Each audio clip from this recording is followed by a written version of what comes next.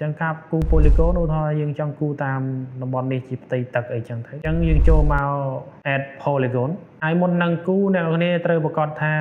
បានចូលនៅលើ folder highlight ដូចខ្ញុំបានបង្ហាញ add ចឹងយើងចាប់ផ្ដើមគូទៅនេះខ្ញុំគ្រាន់តែគូក្នុងន័យបង្ហាញនៃចំណេះដឹងចឹងអ្នកនរគ្នាអាចគូ script ចឹងខ្ញុំអត់ script ទេដោយសារឲ្យលឿនចឹងអានេះយើងដាក់ឈ្មោះឲ្យវាថា poly1 ចឹងបាន poly1 ឧទាហរណ៍តែយើងចង់គូខ្សែផ្លូវមួយទៀតកន្លែងនេះ add pass គូវាមកអូ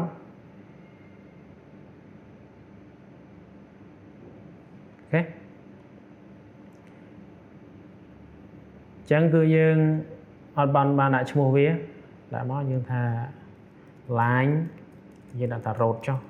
road 1អូខេទិន្នន័យចំនួន3ប្រភេទមាន point line និង polygon ចឹងទាំងអស់នេះគឺវានៅក្នុង folder កប់ស្រូវនេះពេលបានអញ្ចឹងហើយអ្នកនរគ្នាចង់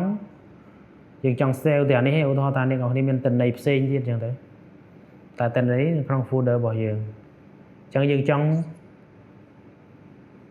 ហៅថា save Google Earth Pro របស់យើងនេះដើម្បីទទួលបានទិន្នន័យតែម្ដុំនេះទេបើកឬក៏ផ្ញើឲ្យអ្នកណាម្នាក់ទៅគាត់បើកឃើញទិន្នន័យប៉ុណ្ណឹងអញ្ចឹងយើងត្រូវរៀបចំទិន្នន័យរបស់យើងដាក់ក្នុង folder ដូចខ្ញុំបានបង្ហាញបែបនេះសិនហើយបន្ទាប់មកយើង right click លើ folder នេះ save place as ចុចបកមកអញ្ចឹងខ្ញុំទុកនៅលើ desktop ខ្ញុំដាក់ឈ្មោះថាបឹងកប់ស្រូវដាក់អញ្ចឹងទៅអញ្ចឹងគឺយើងនឹងទទួលបានហើយនេះឧទាហរណ៍ថាខ្ញុំបិទអារបស់យើងចាស់នេះចេញសិនទៅយើងបើករបស់យើងអញ្ចឹងនេះជាទិន្នន័យបឹងកប់ស្រូវរបស់យើងអញ្ចឹងតកតងជាមួយនឹងការដែលយើងបើកទិន្នន័យរបស់យើងនេះគឺវានឹង load ចូលមក temporary place នេះ automatic តែម្ដងខាងលើគឺយើងបានគូសវាពេលដែលយើង save ទៅ save place as នេះវានឹង combine ទិន្នន័យទាំងអស់ហ្នឹងចូល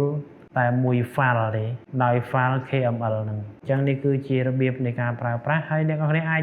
បង្កើត folder នៅលើ temporary នេះហើយធ្វើការគូសវាបន្ទាប់មកយើងអាច save ដូចខ្ញុំបានបង្ហាញហ្នឹងទៅញ៉ាឲ្យនរណាម្នាក់ឬក៏យើងអាចបើកក្នុងកម្មវិធី Gis Pro បានយើងគ្រាន់តែចូលមក Gis Pro